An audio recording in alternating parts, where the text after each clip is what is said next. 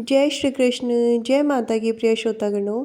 आज चैत्र मास की द्वितीया तिथि है, तो आइए श्रवण करते हैं चैत्र मास के महात्म्य का दूसरा अध्याय। सूत जी बोले, हे मुनिवरों, अब आप लोग एक अन्य इतिहास सुनिए जिसमें देवी भागवत के महात्म्य का वर्णन किया गया है। एक बार कुंभ योनि लोपामुद्रापति महर्षि अगस्त्य ने कुमार कार्तिकेय के पास जाकर उनकी भली भांति पूजा करके उनसे विविध प्रकार की बातें पूछी। भगवान कार्तिकेय ने दान, तीर्थ, व्रत आदि के महात्म्य से परिपूर्ण अनेक कथाओं का वर्णन उनसे किया।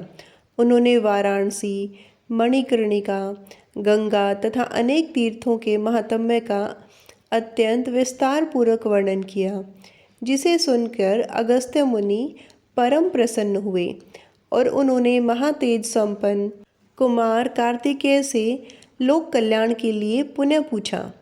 अगस्त्य जी बोले, हे तारक रिपु, हे भगवान, आप मुझे देवी भागवत के महात्म्य तथा उनकी श्रवण की विधि भी बताइए। श्रीमद् देवी भागवत पुराण सभी पुराणों में अति श्रेष्ठ है, जिसमें तीनों लोकों की जननी साक्षात सनातनी भगवती की महिमा गाई गई है। कार्तिकेय बोले, हे ब्राह्मण, श्रीमद् देवी भागवत के महात्म्य को विस्तार पूर्वक कहने में कौन समर्थ है। मैं इस समय संक्षेप में इसे कहूँगा, आप सुनिए। जो शाश्वती, सच्चिदानंद, भोग तथा मोक्ष प्रदान करने वाली जगदम्बा है, वे स्वयं इस पुराण में विराजमान रहती हैं। अतः हे मुनि, श्रीमद् देवी भागवत उन जगदम्बिका की वाङ्मयी मूर्ति है, जिसके पठन एवं श्रवण से इस लोक में कुछ भी दुर्लभ नहीं है। विवस्वान के एक पुत्र हुए जो श्राद्धदेव नाम से प्रसिद्ध थे। संतान रहित होने के कारण उन राजा श्राद्धदेव ने वशिष्ठ मुनि की अनुमति से पुत्रेष्ठ यज्ञ किया। तत्पश्चात मनु श्रद्धादेव की भार्या श्रद्धा ने यज्ञ के होता से प्रार्थना की, हे ब्राह्मण, आप कोई ऐसा उपाय करें जिससे मुझे कन्या की प्राप्ति हो। अतः होता ने मन में कन्या प्राप्ति का संकल्प करते हुए आहुति डाली और उसके विपरीत भाव के फलस्वरूप एक कन्या उत्पन्न हुई, जिसका नाम इला रखा गया। इसके बाद पुत्री को देखकर उदास मन वाले राजा श्रद्धदेव ने गुरु वशिष्ठ से कहा, हे प्रभु, पुत्र प्राप्ति के लिए आपके संकल्प के विपरीत यह कन्या कैसे उत्पन्न हो गई। यह सुनकर महर्षि वशिष्ठ ने ध्यान लगाया। इसमें होता का व्यतिक्रम जानकर वे इला को पुत्र बनाने की कामना से ईश्वर की शरण में गई। मुनि के तत्प्रभाव और भगवान की कृपा से सभी लोगों के देखते देखते इला कन्या से पुरुष रूप में परिवर्तित हो गई। इसके बाद गुरु वशिष्ठ ने पूर्ण रूप से संस्कार करके उसका नाम सुद्धुमन रखा। वे मनुपुत्र सुद्धुमन सभी नदियों के निधानभूत सागर की भांति सभी विद्याओं में निदान हो गए।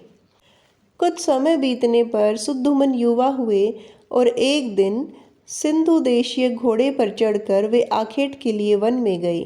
अपने सहचरों के साथ वे कुमार सुद्धुमन एक वन से दूसरे वन में जाते हुए भटक रहे थे और फिर संयोग से वे हिमालय की तलहटी में उस वन में पहुंच गए, जहां किसी समय देवादिदेव भगवान शंकर अपनी भार्या अपर्णा के साथ आनंदपूर्ण मुद्रा में रमण कर रहे थे।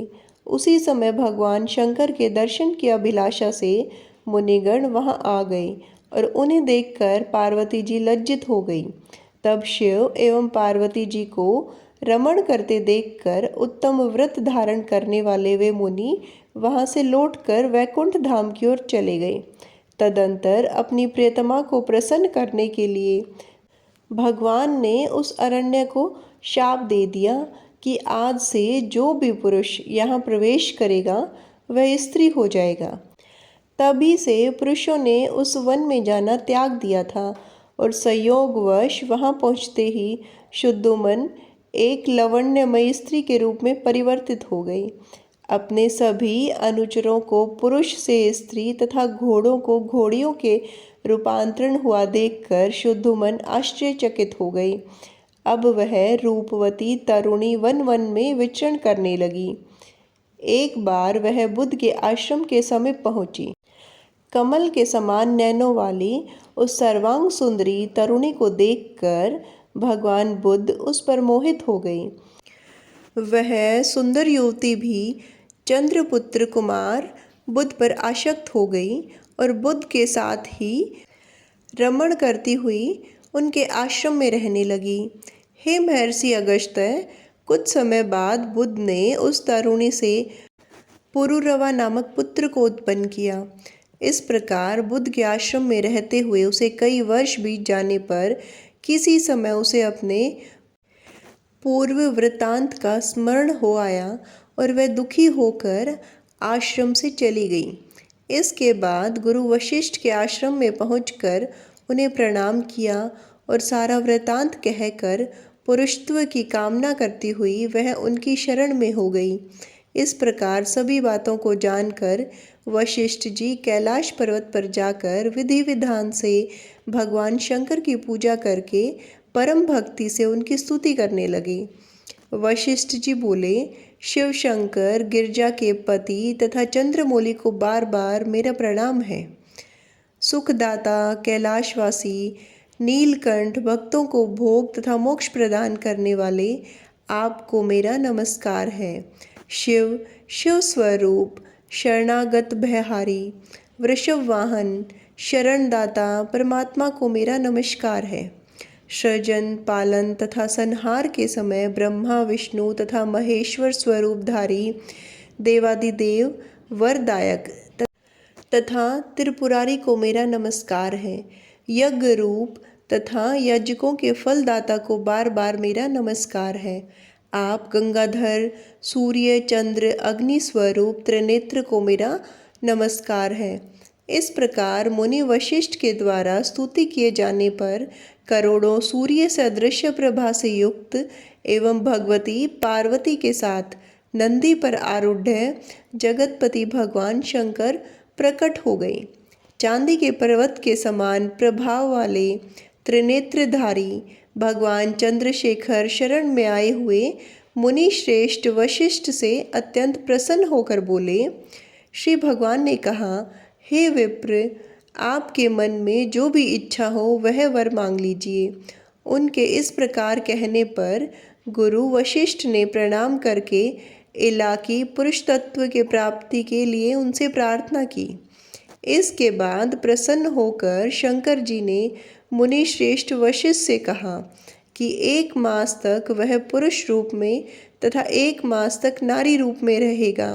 इस प्रकार शिवजी से वर प्राप्त करके महर्षि वशिष्ठ ने वर प्रदान करने के लिए सदा उत्सुक रहने वाली जगदम्बिका पार्वती को प्रणाम किया।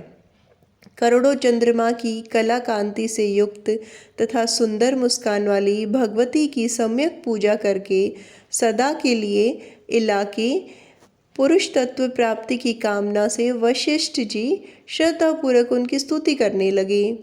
हे देवी, हे महादेवी, हे भक्तों पर कृपा करने वाली भगवती, आपकी जय हो। हे समस्त देवों के आराध्य स्वरूपा और अनंत गुणों की आगारा, आपकी जय हो। हे देवेश्वरी, हे शरणागत वल्य, आपको बार बार नमस्कार है। हे दुखहारिणी, हे दुष्ट दानवों का नाश करने वाली भगवती, आपकी जय हो। हे भक्ति से प्राप्त होने वाली भगवती, हे महामाये, हे जगदम्बिके, हे भव सागर से पार उतारने के लिए नौका स्वरूप चरण कमल वाली, आपको मेरा नमस्कार है। आपके चरण कमलों की सेवा से ही ब्रह्मा, विष्णु तथा महेश्वर आदि देवता विश्व के सर्जन, पालन तथा संहार हेतु सामर्थ्य प्राप्त करते हैं। धर्म, अर्थ, काम तथा मोक्ष प्रदान करने वाली हे देवेश्वरी, आप प्रसन्न हो। हे देवी, आपकी स्तुति करने से भला कौन सामर्थ्य है, अतः मैं आपको केवल प्रणाम कर रहा हूँ। महर्षि वशिष्ठ जी द्वारा इस प्रकार भक्ति भाव से स्तुति किए जाने पर नारायणी पराम्बा दुर्गा भगवती तत्काल प्रसन्न हो गई। तदंतर भक्त जनों का दुख दूर करने वाली महादेवी ने मुनि वशिष्ठ से कहा, हे मुनि श्रेष्ठ, आप सुद्धुमन के घर जाकर भक्ति पूर्वक मेरी पूजा करें। हे द्विज श्रेष्ठ, सुद्धुमन को 9 दिनों में मुझे प्रसन्नता प्रदान करने वाली श्रीमद् देवी भागवत पुराण का प्रेम पूर्वक श्रवण कराइए। उसके श्रवण मात्र से ही उसे सर्वदा के लिए पुरुषत्व की प्राप्ति हो जाएगी। ऐसा कहकर भगवती पार्वती तथा भगवान शंकर अंतर्ध्यान हो गए। इसके पश्चात वशिष्ठ जी उस दिशा को नमस्कार कर अपने आश्रम को लौट आए और शुद्धुमन को बुलाकर उन्होंने देवी की आराधना करने के लिए उन्हें आदेश दिया। अश्विन मास के शुक्ल पक्ष में जगदम्बा की विधिवत पूजा करके वशिष्ठ जी ने राजा को नवरात्र विधान के अनुसार श्रीमद् देवी भागवत पुराण सुनाया। इस प्रकार अमृत स्वरूप श्रीमद् देवी भागवत पुराण को भक्तिपूर्वक सुनकर और गुरु वशिष्ठ का पूजन वंदन करके शुद्धुमन ने सदा के लिए पुरुषत्व प्राप्त कर लिया। महर्षि वशिष्ठ ने सुद्धुमन का राज्याभिषेक किया और वे प्रजाओं को प्रसन्न कर रखते हुए धर्म पूर्वक भूमंडल पर शासन करने लगे। शुद्धुमन ने अत्यंत श्रेष्ठ दक्षिणा वाले भांति भांति के यज्ञ किए और अंत में पुत्रों को राज्य का शासन सौंपकर वे देवी लोक को प्राप्त हुए। हे विप्र, इस प्रकार मैंने आप लोगों को इतिहास सहित देवी महात्म्य बता दिया है। यदि कोई मनुष्य सद्भक्ति के साथ इसे पढ़ता तथा सुनता है तो वह देवी की कृपा से इस लोक में संपूर्ण कामनाओं की प्राप्ति करके अंत में देवी के परम सत्य स्वरूप सालोक्य को प्राप्त कर लेता है। प्रिय श्रोतागणों, यह थी आज की कथा। उम्मीद है आप लोगों को पसंद आई होगी। जय माता की।